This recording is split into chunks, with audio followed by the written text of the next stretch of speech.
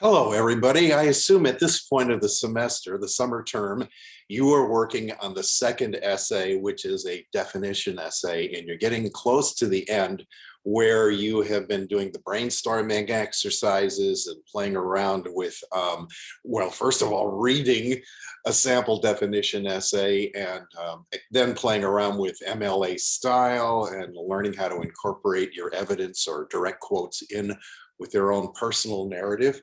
And you're coming up upon a time where I'm giving you a choice to submit the essay by the originally published due date or earn an extension. And this is a very unusual policy, I know, but it's deeply rooted in understanding the university and college culture. Here's something that you may not have come up across until you came into college, and that is the concept of peer-reviewed journals. They are magazines, special publications where, let's say you're an engineering student and you want to advance your career in engineering or nursing or whatever your major is, there's always a peer-reviewed journal where you can publish your work and then advance your career. A peer review means a bunch of people who are also basically studying the same thing you are. So a bunch of engineers look at your work and say, yes, we'll publish this, or no, it needs to be edited and refined and polished a little bit before, or drastically revised before we would publish this and put our name on it in our magazine, in our journal. At your level, peer review in some classes might be handing your paper off to somebody else in the class who reads it and gives it back to you and says, good paper.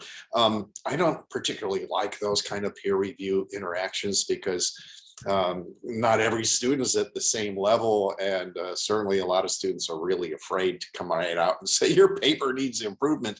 But there's kind of an intermediary step, and that is a recent student who has already studied English 1A, working at the Writing Center, who has been trained how to do peer review. And also there are team teachers who are 40-hour-a-week professionals who work at the Writing Center, and they will work with you similar to a peer-reviewed journal process, only as peer review at the freshman composition level, where they'll look at your essay. For instance, if you don't really understand MLA style, they'll help you with that and finesse things like, for instance, should I put the author's name and the page number in the citation afterwards or not? Should I just put the page number? What are the rules?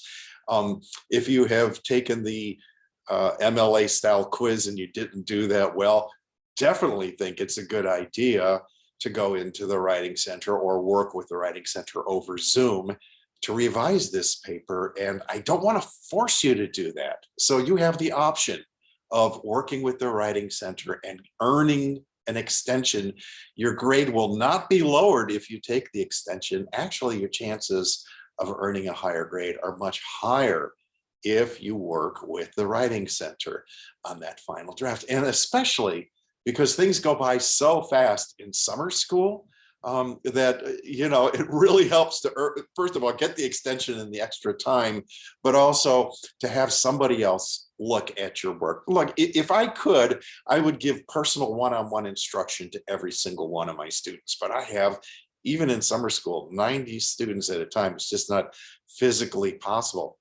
Now, in this section, we have an embedded tutor named Jessica Miller, jmiller@shastacollege.edu. Send her an email, say, I would like to earn the extension for this definition essay, and she will work with you, and you'll get an extra 7 or 8 days to really polish it up.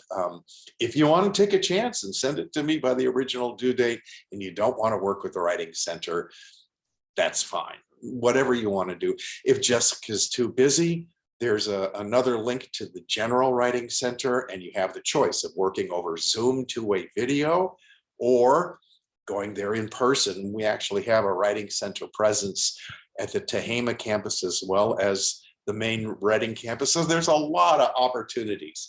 And I think my main message to you, to all students about any paper, is don't turn in a first draft. Take the time to revise, get peer feedback, and polish, and then submit the paper. And this will work for any course beyond mine too. The Writing Center is not there just for English classes. It's there for every class that you take beyond the English department if you have an import paper. So, okay, that's my big pitch for using the Writing Center. I'm sure there's still going to be a high percentage of students who just don't want to do that. Will send me the paper by the original due date, and that's fine too. Whatever works best for you, you have a lot of options, okay? And most importantly, as always, try to have fun with this. Don't approach it as a chore.